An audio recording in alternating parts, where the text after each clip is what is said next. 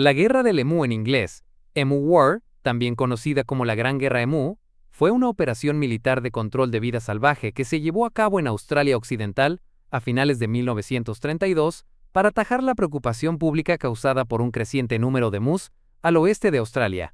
Los infructuosos intentos de contener a la población de emus, una gran ave no voladora y que es endémica de Australia, fueron llevados a cabo por soldados armados con ametralladoras Lewis.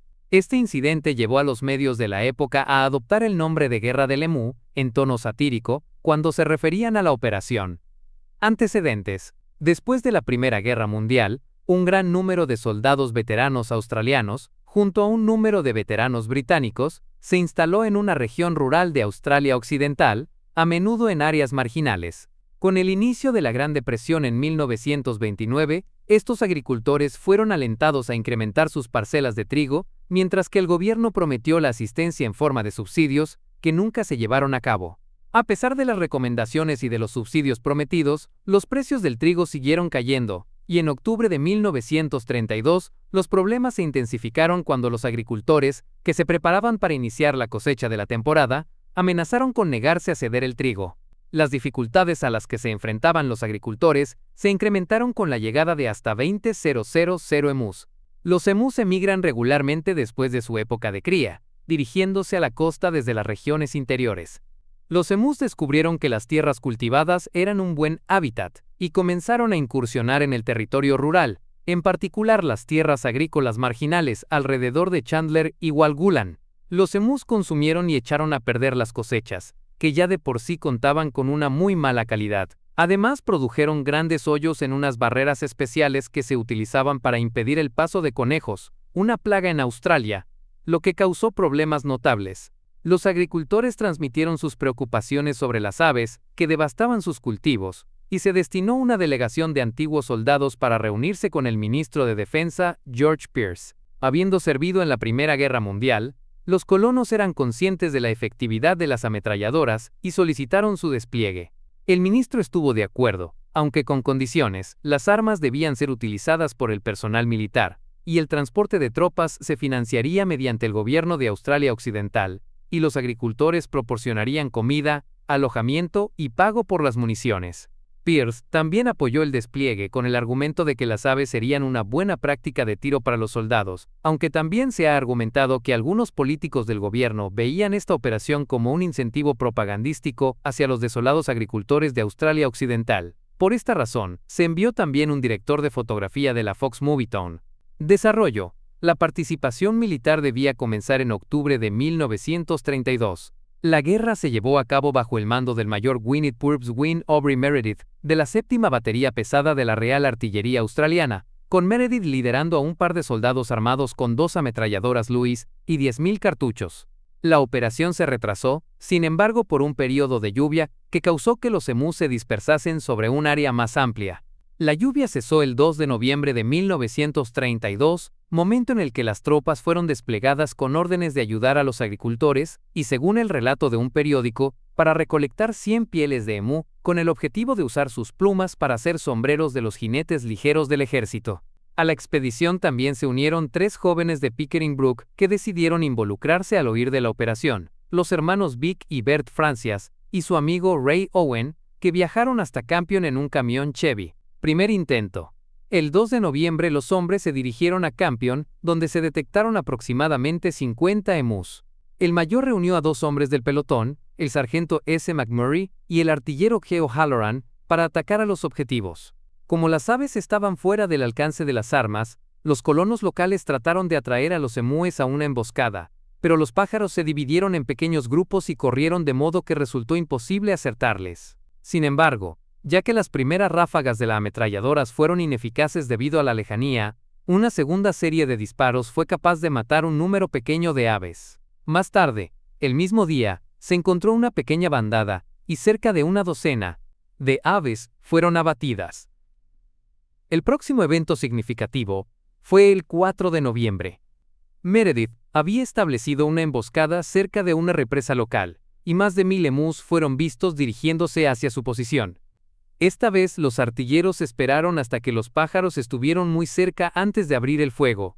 Sin embargo, La ametralladora se atascó después de que acertaran 12 aves, y el resto se dispersó antes de que los hombres consiguieran infligir más bajas. No se avistaron más aves ese día. En los días que siguieron, Meredith eligió moverse más al sur donde las aves fueron reportadas como bastante mansas, pero solo hubo un éxito limitado a pesar de sus esfuerzos. En un momento, Meredith fue tan lejos como para montar una de las armas en un camión, un movimiento que resultó ser ineficaz, ya que el camión no era capaz de ganar en velocidad a las aves, y la persecución fue tan dura que el artillero no pudo efectuar un solo disparo. El 8 de noviembre, 6 días después del primer combate, se habían disparado 2.500 cartuchos. El número de aves muertas hasta el momento es incierto. Se calcula que solo se abatieron 50 pájaros, pero otras fuentes varían entre 200 y 500 aves, la última cifra proporcionada por los colonos.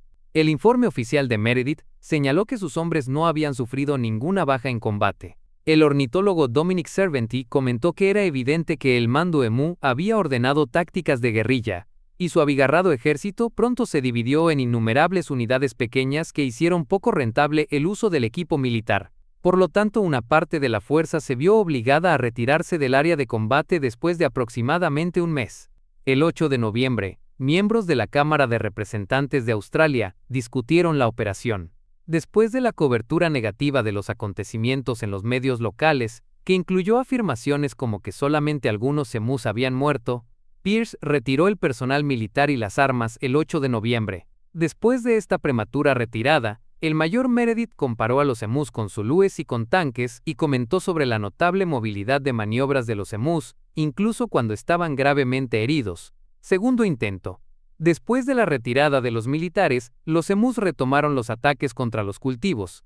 Los agricultores pidieron de nuevo apoyo, citando el clima caluroso y la sequía que provocaba que los emus invadieran granjas de una forma exagerada.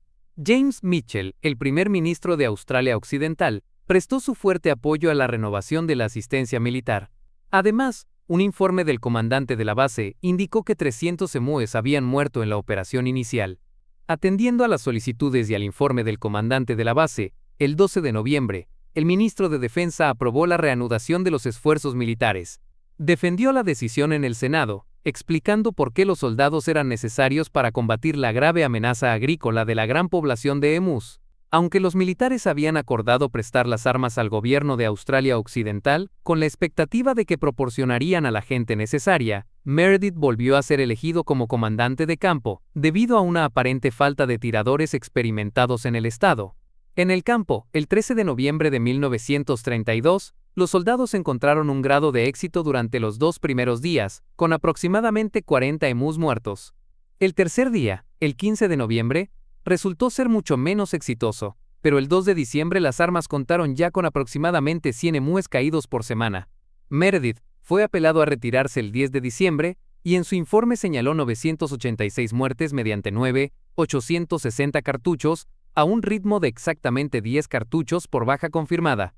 Además, Meredith afirmó que 500 aves heridas habían muerto como resultado de las lesiones que habían sufrido. Consecuencias. A pesar de los problemas que conllevó la operación, los agricultores de la región solicitaron una vez más asistencia militar en 1934, 1943 y 1948, pero fueron obviados por el gobierno. En cambio, el sistema de recompensas que se había instigado en 1923 continuó y resultó ser eficaz. 57.034 recompensas se reclamaron durante un periodo de 6 meses en 1934. Se calcula que entre 1945 y 1960 se dio muerte a 285.000 emus en un intento de reducir su población. En diciembre de 1932 se había extendido la noticia de la guerra del emú, llegando al Reino Unido. Algunos conservacionistas británicos protestaron contra la matanza, criticándola como una exterminación del emú. Dominic Serventi, el ornitólogo australiano, describió el sacrificio como un intento de destrucción masiva de aves.